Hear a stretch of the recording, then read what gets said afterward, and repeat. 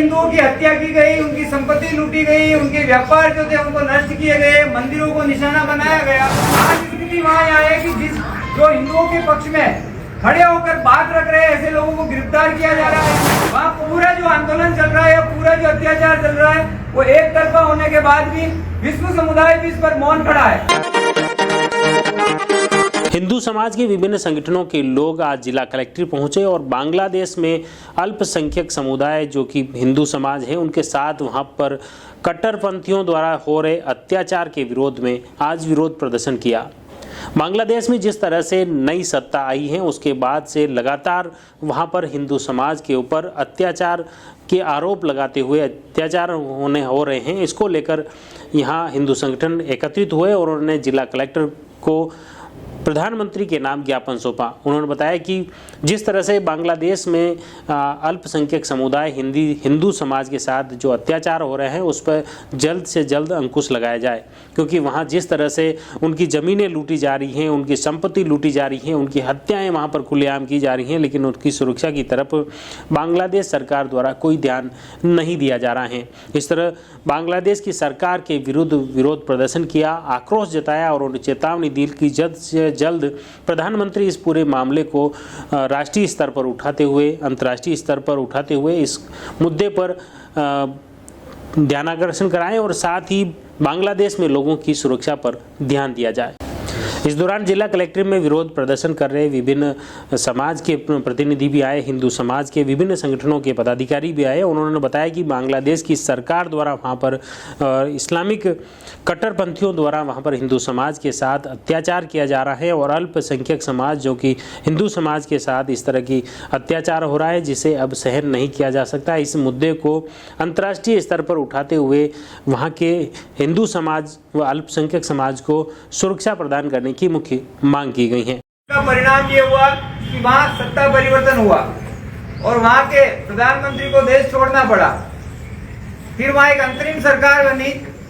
अंतरिम सरकार बनने के बाद वो आंदोलन जिस हेतु से प्रारंभ हुआ था वो समाप्त हो जाना चाहिए था, लेकिन अंतरिम सरकार बनते ही जैसे पूर्व नियोजित इस प्रकार का कोई षड्यंत्र हो तो उस पूरे आंदोलन ने वहाँ का जो अल्पसंख्यक समाज है, विशेष तौर से हिंदुओं में जो दलित जातियां वहाँ है, उन सबको निशाना बनाना शुरू किया। तो प्रारंभ में कई हिंदुओं की हत्या की गई, उनकी संपत्ति लूटी गई, उनके व्यापार जो थे उनको नष्ट किए गए, मंदिरों को निशाना बनाया गया और एक दौर इस प्रकार का चला प्रारंभ में और हिंदुओं को जान माल की बड़ी क्षति हुई, महिलाओं के साथ अत्याचार हुआ। इस प्रकार की घटना होने के बाद बीच में कुछ आंदोलन वो शिथिल पड़ा था और वहाँ का हिंदू समाज जागृत होकर इस प्रकार का जो आंदोलन हो रहा था उसका उन्होंने संगठित होकर एकत्र होकर विरोध प्रारंभ किया। तो वो जो विरोध जो हिंदू समाज कर रहा था उस विरोध को दबाने के लिए वहाँ की सरकार चरमपंथियों के साथ मिलकर वहाँ की पुलिस और सेना सारी जो आंदोलन कर रहे थे, जिनके खिलाफ जिन पर अत्याचार हो रहा था, उन्हीं लोगों के खिलाफ हो गई और जिन लोगों ने इस प्रकार के आंदोलन का नेतृत्व किया था उन सबको उन्होंने गिरफ्तार करना प्रारंभ कर लिया। आज स्थिति वहाँ है कि जो हिंदुओं के पक्ष में खड़े होकर बात रख रहे हैं ऐसे लोगों को गिरफ्तार किया जा रहा है, उनको अदालतों में वकील नहीं मिल रहा है। एक कहीं करके कोई भी वकील इनकी तरफ से खड़ा नहीं होगा। एक वकील ने हिम्मत की थी, उसकी हत्या हो गई और इस प्रकार का जो वहाँ वातावरण बना है और अभी चुन चुन कर टारगेट कर करके हिंदुओं की संपत्ति को लूटना, हिंदुओं को मारना, धर्म परिवर्तन कराना, महिलाओं पर अत्याचार करना, इस प्रकार की घटनाएं हो रही है।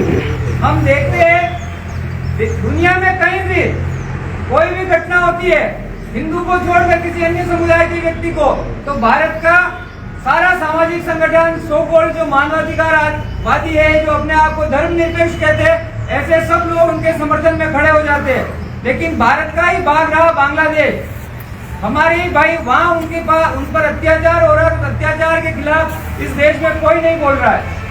कोई भी सामाजिक संगठन जो मानवाधिकारों का झंडा लेके चलते हैं वैसे लोग भी नहीं बोल रहे। विश्व समुदाय पर से भी जो आवाज निकलनी चाहिए थी, क्योंकि वहाँ एक पक्ष दूसरे पक्ष पर लगातार आक्रमण कर रहा है। एक भी घटना ऐसी नहीं है वहाँ के अल्पसंख्यक समाज ने वहाँ के बहुसंख्यक मुस्लिम समाज पे कोई हमला किया हो या नुकसान पहुंचाया हो। वहाँ पूरा जो आंदोलन चल रहा है, पूरा जो अत्याचार चल रहा है, वो एक तरफा होने के बाद भी विश्व समुदाय भी इस पर मौन खड़ा है। यूएनओ की जो भूमिका होनी चाहिए वो भूमिका भी नहीं है। मानवाधिकार मानवाधिकारों की बात करने वाले लोग हैं वो भी सब चुप है, और उसका ये परिणाम हो रहा है कि उनको वहां अमानवीय रूप से जीवन जीना पड़ रहा है। ऐसी स्थिति में वहां का जो अल्पसंख्यक समाज है वो केवल भारत की ओर एक आशा भरी नजर से देख रहा है कि भारत सरकार इसमें हस्तक्षेप करे, भारत सरकार इस ओर कदम बढ़ाए और हमारी सुरक्षा प्रदान करे। भारत सरकार भी अभी तक जिस प्रकार का प्रयास होना चाहिए था वैसा प्रयास दिख नहीं रहा है उनकी सुरक्षा को लेकर।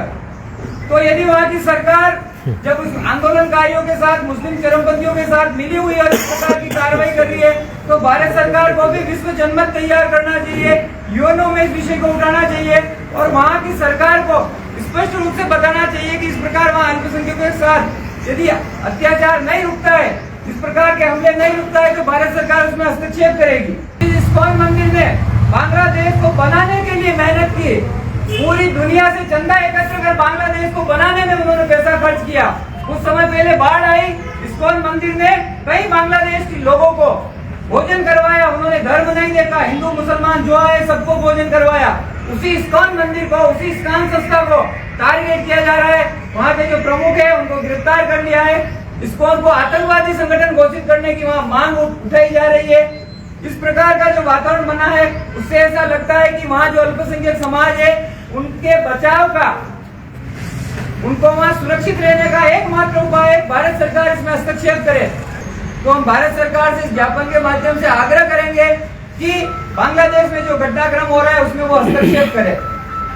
आप में से भी कोई भी इस बांग्लादेश के पूरे प्रकरण को लेकर विषय जानता है और हम सबके बीच उस विषय को रखना चाहता है, तो आमंत्रित है आगे आवे उस विषय को रखे, ताकि सारी जानकारी हम आगे जब मौत मीडिया के माध्यम से अब पब्लिक में उस विषय को लेके जाएंगे और एक बड़ा आंदोलन देश भर में खड़ा करेंगे, ताकि भारत सरकार प्रत्यक्ष हस्तक्षेप के लिए मजबूर हो जाए। इसलिए आप में से यदि कोई उस विषय पर जानकारी रखता है, कोई घटना के बारे में जानकारी रखता है, तो आमंत्रित है और विषय रख सकता है। इस दौरान एडवोकेट भरत पालीवाल, नीलेश खत्री, मधु चौरड़िया, आशा पालीवाल पूर्व सभापति, शिवम शर्मा, भानु पालीवाल पूर्व प्रधान व महेंद्र सिंह चौहान, नर्मदा शंकर पालीवाल, खुशकमल कुमावत, अनिल खंडेलवाल सहित कई हिंदू संगठनों के पदाधिकारी, कार्यकर्ता व क्षेत्रीय लोग मौजूद थे।